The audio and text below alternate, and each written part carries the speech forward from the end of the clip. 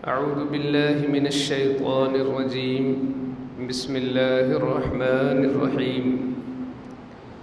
أم كنتم شهداء إذ حضر يعقوب الموت إذ قال لبنيه ما تعبدون من بعدي قالوا نعبد إلهك وإله آبائك إبراهيم وإسماعيل وإسحاق إلها واحدا ونحن له مسلمون.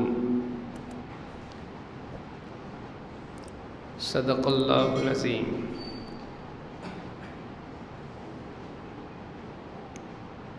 جس آیت کریمہ کو میں نے آپ حضرات کے سامنے ابھی تلاوت کیا،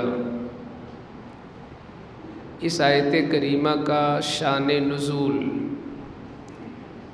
یعنی کس پس منظر میں اور کس موقع پہ اللہ تعالیٰ نے اس آیت کریمہ کو اپنے پیارے محبوب صلی اللہ علیہ وسلم کی بارگاہ میں فرشتے کے ذریعے بھیجا، آپ اس منظر کو ملاحظہ کریں. یہودی قوم وہ ہے جس نے اللہ تعالیٰ کی ذات، اس کی صفات اور اس کے بہت سارے نبیوں کے حوالے سے اس نے تحریف کر ڈالا، یعنی بدل ڈالا. اللہ کی صفات میں تحریف کیا اور نبیوں کے حوالے سے انہوں نے بہت ساری باتیں من گھڑت اپنی طرف سے بنا کر پیش کر دیں. مثال کے طور پر حضرت سلیمان علیہ السلام کو ان لوگوں نے نبیوں کی جماعت سے نکال کر جادوگروں کی جماعت میں شامل کر دیا. اسی طرح حضرت عیسیٰ علیہ السلام کو اللہ کا بیٹا مانا اور بعض نے خدا ہی مانا. ان کی ماں حضرت مریم پر تہمت لگایا. یہودیوں نے حضرت عزیر علیہ السلام کو اللہ کا بیٹا مانا. اس طریقے سے خود توریت اور انجیل میں بہت ساری چیزیں بدل ڈالی. تو ان کی سرشت میں، ان کی فطرت میں یہ چیز تھی کہ وہ اپنی خواہشات کے پیروکار تھے، جس کی وجہ سے انہیں نہ نبیوں کا خیال، نہ اللہ کا خیال، نہ کتاب کا خیال، جو پاتے تھے منمانی بدل دیتے، بگاڑ دیتے. اس طریقے سے وہ دنیا کے پجاری تھے. تو اپنی اسی عادت بد کی بنیاد پر انہوں نے حضرت یعقوب علیہ السلام کے سلسلے میں ایک بہت بڑی بات کہہ دی اور یہ کہا کہ یعقوب علیہ السلام کا جب وصال کا وقت آیا، آخری وقت آیا، تو انہوں نے اپنے تمام بیٹوں کو بلایا اور بلانے کے بعد ان کو وصیت کیا کہ اے بیٹو، میرے بعد تم یہودی دین پر رہنا. تو یہ بہتان تھا. حضرت یعقوب علیہ السلام دین ابراہیمی پر ہیں، تو اپنے بیٹوں کو وہ یہ کیوں وصیت کریں گے کہ میرے بعد تم یہودی ہو جانا؟ تو اسی کے رد میں یہ آیت اتری جو میں نے پس منظر بتایا کہ انہوں نے حضرت یعقوب علیہ السلام کی وصیت کو بالکل بدل دیا. انہوں نے وصیت کیا کیا تھا؟ انہوں نے وصیت یہ کیا تھا، سارے بیٹوں کو بلایا اور اس کے بعد پوچھا ما تعبدون من بعدی، میرے بعد تم کس کی عبادت کرو گے؟ قالوا نعبد الہک و الہ آبائک ابراہیم و اسماعیل و اسحاق. تو سارے بیٹے بولے کہ ہم لوگ آپ کے معبود، یعنی جس کو آپ اللہ مانتے ہو، اسی کی عبادت کریں گے. ابراہیم، اسماعیل، اسحاق جو آپ کے آبا اجداد گزرے ہیں اوپر، ان کا جو خدا تھا اسی کی پیروی ہم لوگ کریں گے، اسی کی ہم لوگ عبادت کریں گے، اسی کی اطاعت کریں گے. وَنَحْنُ لَهُ مُسْلِمُونَ، اور ہم اسی کے پیروکار رہیں گے، اسی کے حضور ہم گردن جھکائیں گے۔ تو آپ اس وصیت میں ذرا دیکھو کہ حضرت یعقوب علیہ السلام نے بیٹوں سے جب پوچھا کہ میرے بعد تم کس کی عبادت کرو گے، تو ان لوگوں نے صاف صاف کہا آپ کے خدا کی، اور آپ کے پہلے جو ابراہیم، اسماعیل، اسحاق علیہم السلام گزرے ہیں آبا اجداد، ان کے دین کی ہم پیروی کریں گے۔ اور اس کو بدل ڈالا کہ انہوں نے کہا تھا کہ میرے بعد یہودیت پہ رہنا، یہودی ہو جانا۔ تو اس میں ان کا رد ہوا۔ اس سے ہمیں کیا فائدہ ہوا؟ اس سے ہمیں یہ فائدہ ہوا، ہمیں گویا کہ ایک میسج دیا جا رہا ہے کہ جب حضور کے زمانے کے یہودی اس وقت مسلمانوں کو اس طریقے سے بہکا رہے تھے کہ دیکھو پچھلے نبیوں نے بھی اپنے اپنے بیٹوں کو یہودی ہونے کو کہا، تو تم لوگ بھی یہودی ہو جاؤ، گویا ان کا یہ مقصد تھا۔ تو گویا ہمیں متنبہ کیا جا رہا ہے کہ یہودیت کی چال سے، یہودیت کے مکر سے، فریب سے، دجل سے تم ہمیشہ بچنے کی کوشش کرنا اور دور رہنے کی کوشش کرنا۔ دوسرا جو سبق ہمارے لیے اس میں ہے وہ یہ کہ حضرت یعقوب علیہ السلام نبی، اور ان کے جو بیٹے تھے، ایک تو یوسف علیہ السلام جو خود بھی نبی، بقیہ وہ جو 11 بھائی تھے جنہوں نے حضرت یوسف علیہ السلام کو کنویں میں ڈالا تھا، وہ بھائی بھی سب کے سب بعد میں ولی ہوئے، کیونکہ حضرت یوسف علیہ السلام نے ان کو معاف کر دیا۔ اور یہ جو پورا قصہ ہوا تھا کہ ان کو جا کے کنویں میں ڈال دیا، اور پھر کیا کیا زمانہ آیا کہ یوسف علیہ السلام مصر کے بادشاہ بنے، یہ سب اللہ کی حکمت تھی، یہ ایسا ہونا تھا۔ لیکن بعد میں ان لوگوں نے توبہ کیا، یوسف علیہ السلام نے اپنی ظاہری زندگی میں انہیں معاف کر دیا۔ تو سارے علماء اس پر متفق ہے کہ کم سے کم ان بیٹوں کو جو یوسف علیہ السلام کے علاوہ بھائی تھے، ان کو ولی تو ماننا ہی پڑے گا۔ تو ایک بیٹا نبی، باقی بیٹے ولی، مگر اس کے باوجود یعقوب علیہ السلام کو ان کے ایمان کی فکر ہے، اور پوچھ رہے ہیں ما تعبدون من بعدی، میرے بعد کس کی عبادت کرو گے؟ اس کو قرآن میں نقل کر کے ہم امت مسلمہ کو جگایا جا رہا ہے کہ جب ایک نبی ہو کر اپنے اولاد کے ایمان کی ان کو اتنی فکر تھی، جبکہ ان کی اولادیں خود صاحب ولایت تھیں، اتنا خوف و خطرہ نہیں تھا ان کے ایمان کا، ان کے بگڑنے کا خدشہ اتنا نہیں تھا۔ اس کے باوجود حضرت یعقوب علیہ السلام نے آخری وقت میں بھی بلا کر وصیت کیا اور پوچھا ان کو کہ کون سے دین پر رہو گے؟ تو اس سے ہمیں سبق مل رہا ہے کہ ہمیں بھی اپنی اولاد کے تئیں فکر مند رہنا ہے، یعنی ہمیں یہ سوچنا ہے کہ میری اولادیں اگر میری آنکھ بند ہو گئی تو یہ کس عقیدے پر رہیں گے، یہ کس مسلک اور کس مذہب پر رہیں گی، اس کی فکر ہر باپ کو کرنا چاہیے۔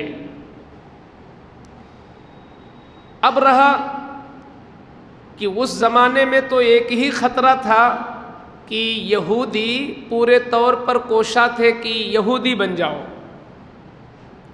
لیکن جو آج کے خطرات ہیں وہ اس سے سخت ترین ہیں۔ یہودیت آج بھی ہے، مگر ہمارے بچوں کو مذہب یہودیت کا خطرہ کم ہے۔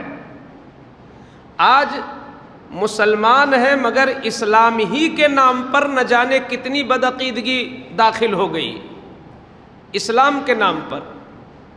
تو اب تو اور زیادہ تعلیم حاصل کرنے کی سخت ضرورت ہے، کیونکہ وہاں مذہب الگ تھا، وہ دین ابراہیمی چلا آ رہا تھا، اور جو یہودی تھے وہ اپنے کو یہودی کہہ رہے تھے۔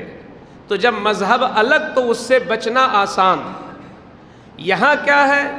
فلاں بھی اپنے کو مسلمان کہہ رہا ہے، فلاں بھی اپنے کو مسلمان کہہ رہا ہے، وہ بھی اپنے کو سنی کہہ رہا ہے، وہ بھی اپنے کو سنی، وہ بھی اہل سنت، وہ بھی اہل سنت، جبکہ عقیدے میں زمین و آسمان کا فرق ہے۔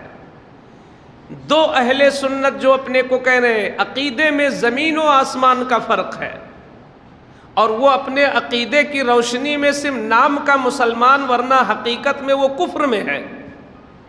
تو پھر کیا ہماری اولادوں کے بہکنے کے خطرات نہیں ہیں؟ بے شک ہیں۔ تو اس لیے اب کیا یعقوب علیہ السلام کی طرح ہم بھی جب مرنے لگیں گے تب بچوں کو بلائیں گے کہ کس دین پر رہو گے؟ یہ نہیں ہمیں کرنا۔ ہمیں یہ کرنا ہے کہ جیتے جی اپنی زندگی میں ہم اپنی اولاد کو وہ راستہ، جس راستے پہ اللہ نے ہمیں رکھا ہے، جس راستے کو آپ پہچان چکے ہو اور آج آپ یہاں بیٹھے ہو جس نام پر کہ آپ اہل سنت ہو، آپ اہل سنت والجماعت ہو، جس کو اس دور میں بریلوی یا مسلک اعلیٰ حضرت کے نام سے جانا جاتا ہے، تو اس مسلک کا نام سکھانا، اس کی فضیلت بتانا اور اس کی محبت کو ان کی گھٹی میں اتار دینا، یہ آپ کی ذمہ داری اور آپ پر واجب ہے یہ چیز۔ اور اتنا گھٹی میں اتار دو، اس قدر مضبوط کر دو کہ انہیں پتہ تو رہے کہ ہم کون سنی ہیں، کیسے ہیں، مین ہمارا بنیادی عقیدہ کیا ہے۔ یہ اس آیت سے ہمیں سبق مل رہا ہے، کیونکہ ان کے بیٹے صاحب ولایت تھے، ان کے بہکنے کے خطرات بہت معمولی تھے۔ ہمارے بچے دنیا دار ہیں، ہمارے بچے تاجر ہیں، ہمارے بچے سوداگر ہیں، ہمارے بچے کالج یونیورسٹی کا رخ کرنے والے، جہاں عقیدہ بتانے والا کوئی نہیں، تو وہاں تو خطرات کے بادل زیادہ منڈلا رہے ہیں، اور کس وقت زہریلی بارش ان کے اوپر ہو جائے اور صحیح عقیدہ فنا ہو جائے یہ کچھ نہیں کہا جا سکتا۔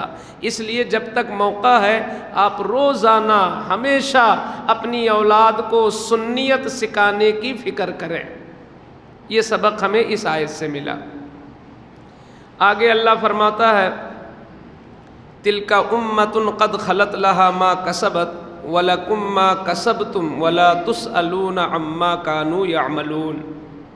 یہ ان یہودیوں کو کہا جا رہا ہے کہ تم لوگ نبیوں کی بات کرتے ہو، ان سے اپنے آپ کو ملاتے ہو کہ یعقوب علیہ السلام نے یہ کہا تھا، فلاں نے یہ کہا تھا۔ وہ ایسی مقدس اور مبارک اور محترم جماعت ہے جو گزر چکی، اور ان کو اللہ کے یہاں وہ ملے گا جو انہوں نے کیا، اور تم کو ملے گا جو تم نے کیا۔ وہ اعلیٰ علیین میں ہیں، تم تو اسفل السافلین میں ہو۔ ان کی بلندی ثریا سے اوپر ہے اور تم تو تحت الثری سے بھی نیچے ہو، تمہارا ان کا کوئی جوڑ نہیں۔ یہ اللہ تعالیٰ ان انبیاء کی تعریف کر رہا ہے۔ اگلی جو آیت آ رہی ہے وہ یہ ہے، اس کا شان نزول یہ ہے کہ یہودیوں نے مسلمانوں سے ایک چیز اور کہا تھا، اور نصرانیوں نے اپنے حساب سے کہا تھا۔ یہ دونوں جماعتیں کیا کرتی؟ کوئی مسلمان ملتا تو اس کو بلاتے اور کہتے سنو، تمہارے نبی سے ہمارے نبی افضل، یعنی حضور سے معاذ اللہ موسیٰ علیہ السلام افضل، تمہاری کتاب قرآن سے ہماری کتاب توریت افضل، تمہارے دین اسلام سے ہمارا دین یہودیت بہتر، لہٰذا ہدایت چاہتے ہو تو افضل میں آ جاؤ۔ یعنی ہمارا مذہب بھی افضل ہے، ہماری کتاب بھی افضل ہے، ہمارے نبی بھی افضل ہیں، یہ یہودی کہتے۔ سیم اسی طرح نصرانی، تمہارے نبی سے ہمارے نبی حضرت عیسیٰ افضل، تمہاری کتاب قرآن سے ہماری کتاب انجیل افضل، تمہارے مذہب اسلام سے ہمارا مذہب عیسائیت افضل، نصرانیت افضل، تو لہٰذا اس میں آ جاؤ۔ اب اللہ تعالیٰ اسی کو نقل کر رہا ہے یہاں پر اور ان کا رد کر رہا ہے۔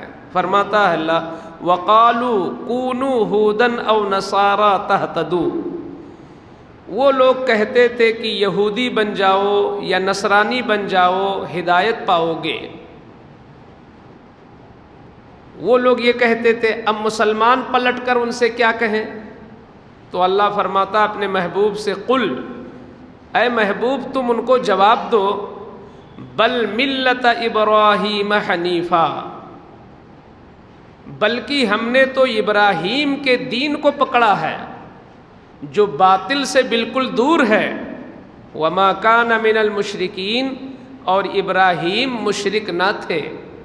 یہاں پر مفسرین نے ایک لطیف بات کہی ہے کہ اللہ تعالیٰ نے جو جواب سکھایا اپنے محبوب کو ان سے کہو کہ ہم تو ملت ابراہیمی کے پیروکار ہیں، اس کا مطلب اشارہ ہو جائے گا کہ تم لوگوں کا ملت ابراہیم کی ملت سے نہیں ملتا، تم لوگ الگ ہو.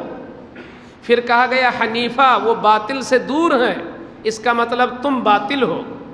پھر کہا گیا وما کان من المشرکین، وہ مشرک نہیں تھے، اشارہ ہو گیا کہ تم لوگ تو مشرک ہو کیونکہ تم نے عیسیٰ کو بیٹا مان لیا، حضرت عزیر کو اللہ کا بیٹا مان لیا. تو اللہ کا بیٹا مان لیا، تم لوگ تو دو خدا والے ہو گئے، تم لوگ مشرک ہو گئے. یہ ان پر تعریض ہے، اشارہ ہے. اب جواب حضور کو سکھایا جا رہا ہے کہ وہ تو باطل ہو کر تم کو دعوت دے رہے ہیں کہ یہ ہو جاؤ وہ ہو جاؤ، اب تم پلٹ کے خود ان کو دعوت دو. کیا کہو؟ قولوا آمنا باللہ وما انزل الینا وما انزل الی ابراہیم و اسماعیل و اسحاق. اے مسلمانوں تم ان یہودیوں سے کہو کہ ہم تو ایسی جماعت ہیں جو کسی بھی نبی میں فرق نہیں کرتے، یعنی ہر نبی پر ہم ایمان رکھتے ہیں اور ہر نبی کی لائی ہوئی شریعت کو حق جانتے ہیں. ہر کتاب کو ہم اللہ کی کتاب مانتے ہیں. موسیٰ کو جو دیا گیا، عیسیٰ کو جو دیا گیا، تمام نبیوں کو دیا گیا، سب ہم مانتے ہیں. لا نفرق بین احد منہم، ان میں سے ہم کسی میں تمہاری طرح فرق نہیں کرتے کہ وہ چھوٹے وہ بڑے، ہم سب کو مانتے ہیں، سب کی نبوت کو تسلیم کرتے ہیں. اب کہا جا رہا ہے فَإِنْ آمَنُوا، اے مسلمانوں سنو، اگر وہ تمہارے کہنے پر ایمان لے آتے ہیں، اگر وہ تمہارے کہنے پر ایمان لاتے ہیں فَقَدِ اهْتَدَوْا، تو یقیناً وہ بھی ہدایت پا جائیں گے. وَإِن تَوَلَّوْا، اور اگر منہ پھیر لیتے ہیں تمہاری بات نہ مانے، فَإِنَّمَا هُمْ فِي شِقَاقٍ، تو سمجھو یہ ہٹ دھرم ہے، یہ ضد میں ہے، یہ عناد میں ہے، کیونکہ تمہاری دعوت بالکل صاف ستھری ہے اور تمہاری تبلیغ بالکل واضح ہے، اس کے باوجود نہ تسلیم کرنا یہ ان کی ہٹ دھرمی ہے. اب اللہ تسلی دے رہا اپنے محبوب کو فَسَيَكْفِيكَهُمُ اللَّهُ وَهُوَ السَّمِيعُ الْعَلِيمُ، ان قریب اللہ تمہارے لیے کافی ہوگا ان کی طرف سے. یعنی اے محبوب یہ جو یہودیت اور نصرانیت کے جال تمہارے خلاف پھیلائے جا رہے ہیں، ان کی ہر مکاری سے، ہر ظلم سے، ہر فتنے سے اللہ تمہاری حفاظت کرے گا. اللہ نے تمہاری حفاظت کو اپنے ذمہ کرم پر لے لیا ہے اور وہی تمہارے لیے کافی ہے. مفسرین اس آیت کی تفسیر میں فرماتے ہیں کہ مطلب یہ ہے کہ قیامت تک یہ یہودی اور نصرانی حضور کو تکلیف نہیں پہنچا سکتے، الٹے یہی ذلیل ہوں گے. چنانچہ یہ پیشن گوئی ثابت بھی ہوئی اور حضور کا یہ معجزہ بن کر ثابت ہوا کہ آپ کے زمانے کی تاریخ پڑھ کر کے دیکھ لو کہ جب اسلام مکہ اور مدینہ سے باہر نکلا تو ایک وقت آیا کہ خیبر فتح ہوا، اور جب خیبر جیسا اتنا بڑا قلعہ جو یہودیوں کا تھا جب وہ فتح ہو گیا تو قریب جتنی بستیاں تھیں یہودیوں کی، مثلا فدق ہے اور اس کے علاوہ علاقے ہیں، اس علاقے کے یہودی مسلمانوں سے اس قدر ڈر گئے اور اتنے مرعوب ہو گئے کہ کئی بستیاں انہوں نے یوں ہی خالی کر دی اور مسلمانوں کو حوالے کر دیا کہ کہیں خیبر کی طرح ہم پر بھی نہ حملہ کر دیں اور ہم تو ان کے حملے کو برداشت نہیں کر پائیں گے۔ تو اس طریقے سے بہت سارے علاقے کو یہودیوں نے چھوڑ کر کہیں اور یہودی چلے گئے، اور جو وہاں رہے وہ ٹیکس اور جزیہ دے کر رہے۔ یہ ذلت و رسوائی حضور کے زمانے میں ان کو نصیب ہوئی۔ تو علماء فرماتے ہیں کہ اللہ نے جو فرمایا فَسَيَكْفِيكَهُمُ اللَّهُ، اللہ تمہارے لیے کافی ہوگا، تو یقیناً اللہ کافی ہوا، اور سارے یہودی سارے نصرانی یا تو جلا وطن ہو گئے، بھاگ گئے چھوڑ کر، یا تو جزیہ اور ٹیکس دینے پر وہ مجبور ہوئے۔ تو اس سے پتہ چلا کہ حق و صداقت کا سورج، جو حق و صداقت کا سورج ہوتا ہے، اس کی روشنی وقتی طور پر کوئی پردہ ڈالے ہو سکتا ہے، مگر اس کی کرنیں بکھر کر رہتی ہیں۔ تو اے نبی کے چاہنے والے ماننے والوں، تم بھی اپنے نبی کی راہ پر رہو، تم جس زمانے میں بھی پیدا ہو اس پیغمبر کی صحیح پیروی میں رہو، اور جو بھی تم کو غیر ظلم کرنا چاہیں گے یا ذلیل کرنا چاہیں گے، نتیجہ یہ ہوگا لاسٹ، اور نتیجہ یہی نکل کے آئے گا کہ ذلیل دوسری ہی قومیں ہوں گی۔ اور انشاءاللہ جو ہمارا آخرت کا مسئلہ ہے، جو آخرت میں، تو وہاں تو صرف اور صرف جن کا اسلام درست ہے، جن کا ایمان درست ہے۔ یہی وجہ ہے کہ ہمارے اعلیٰ حضرت عظیم البرکت رضی اللہ تعالی عنہ، جو علم کے اتنے بڑے سمندر کا نام ہے کہ ان کی جو لکھی ہوئی تحریریں بعض ابھی مل جاتی ہیں، کچھ ایسے نسخے لکھی ہوئی، اس کو پڑھنا اور اس کو سمجھنا بہت سے قابل لوگوں کے لیے بہت بڑا مسئلہ بن جاتا ہے۔ اس عظیم ہستی نے جب جب کہیں حاضری دی مزاروں پر، تو ایمان کتنی بنیادی چیز ہے کہ میرے اعلیٰ حضرت ہمیشہ ایمان کی دعا کرتے تھے کہ اللہ ہمارے ایمان کو استقامت عطا فرما اور ہمارے ایمان میں مضبوطی عطا فرما۔ تو اس لیے ہمیں اور آپ کو بھی ہمیشہ اپنے ایمان کی دولت پر ضرور نظر رکھنی ہے، اس پر گرد نہ چڑھنے پائے، اس میں کجی نہ آنے پائے۔ اللہ تعالیٰ کی بارگاہ میں دعا ہے کہ مولا تعالیٰ ہم لوگوں کو مضبوط ایمان عطا فرمائے۔ بسم اللہ الرحمن الرحیم، صلی اللہ علی النبی الامی وآلہ صلی اللہ علیہ وسلم۔ یا اللہ، یہ جو آیات ربانیہ تیرے کرم تیری توفیق سے ہمارے بھائیوں نے سنا، میں نے سنانے کی کوشش کی، میرے مولا ان آیات کی برکتوں سے ہم سبوں کو مالا مال فرما دے۔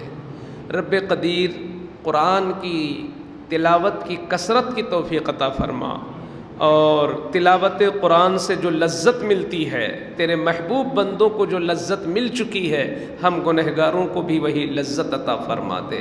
میرے مولا کریم، ہم سب کے گھروں میں قرآن، ہم سب کے گھروں میں درود، ہم سب کے گھروں میں ذکر خیر، ہم سب کے گھروں میں اللہ رسول کا نام، ان چیزوں کی کثرت فرما دے اور دنیا کی چیزوں کو دور فرما دے۔ وصلی اللہ تعالی علی خیر خلقہ وعلی آلہ واصحابہ اجمعین برحمتک یا ارحم الراحمین بحق لا الہ الا اللہ۔